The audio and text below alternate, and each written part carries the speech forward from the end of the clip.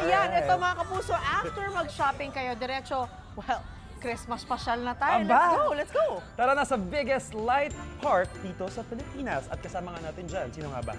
Well, eto na yan ha. Ito sabi ko siya, diba, I never knew this existed. Ito, sa Palit Taguig das. lang siya. Ayan. Look at that, dyan nga yan sa Taguig City. And the best part, libre po ang pamamasyal dyan, mga kapuso. Si Sean Shuvi, pasyal na tayo! Let's go, guys! Good morning!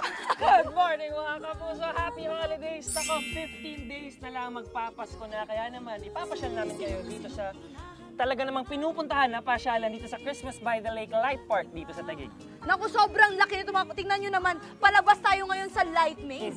Pero alam nyo ba mga kapuso, sobrang laki ng lugar na ito, mahigit 6 hectares. At Wow! meron silang 20 attractions dito na kung saan libreng-libre para sa inyo. Yes, libreng-libre yan. Kanina nakita nyo na yung isa sa mga bago nilang attractions, yung Aurora Borealis Inspired Light Show. Nakita nyo nung intro kami kanina. Naku, napaka-magical mga kapuso.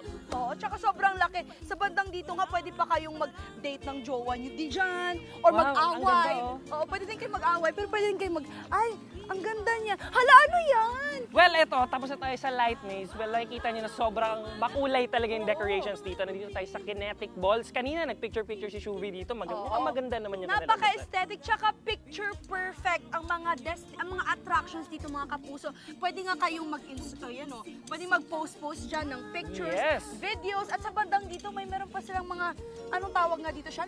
Flower lamps. Well, Yes. kung gusto nilang makita ang lahat ng to, ang Christmas by the Lake ay bukas from 5 p.m. to 10 p.m. and until January 12 po bukas itong place na to. So pwede kayong pumunta libreng-libre. So bring your whole family. Tsaka may isang buwan pa kayo na pwedeng di ba? Magpasyal with your family, with your friends, kung saan libre. Ay! Meron pala tayong gift! Ay! Oh! Diba? Speaking of Christmas, nandiyan pala yung mga ngaruning sa atin. Yes! Let us welcome everybody para mas ma-feel natin ang Christmas spirit, ang Kabi Backlets! Ilabas nyo na ang iyong tambol. Ay! May torque! Gumamit ng kutsara at tinidor Ganun pala. habang may sumisipon. Let's palakpakan natin!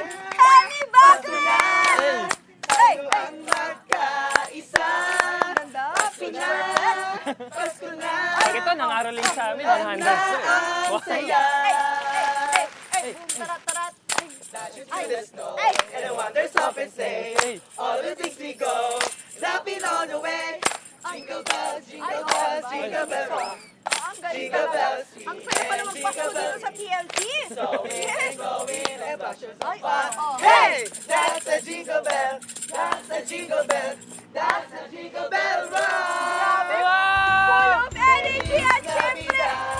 At dahil birthday edition, kantahan natin, Happy Birthday to you! Ay! Wow! Happy birthday to you. Gumagush na ako. Happy birthday, happy birthday, happy birthday to you.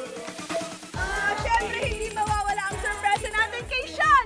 Luca! Kaya nga ako yung na-surpresa na unang hirit ngayon. Thank you so much, guys. Thank you guys for making my birthday special. Yes, mga... Kaya naman mga kapuso, for more Christmas pasyalan, tumutok lang kayo dito sa Pambansang Morning Show kung saan 25 taong laging una ka sa balita, serbisyo at saya. Wow! Unang hirit! Yes, we will! Yes, para! Hey! Wait lang! Huwag mo muna i-close. Mag-subscribe ka na muna sa GMA Public Affairs YouTube channel para lagi kang una sa mga latest kwento at balita. I-follow mo na rin ang official social media pages ng Unang Hirit. Thank you. O sige na.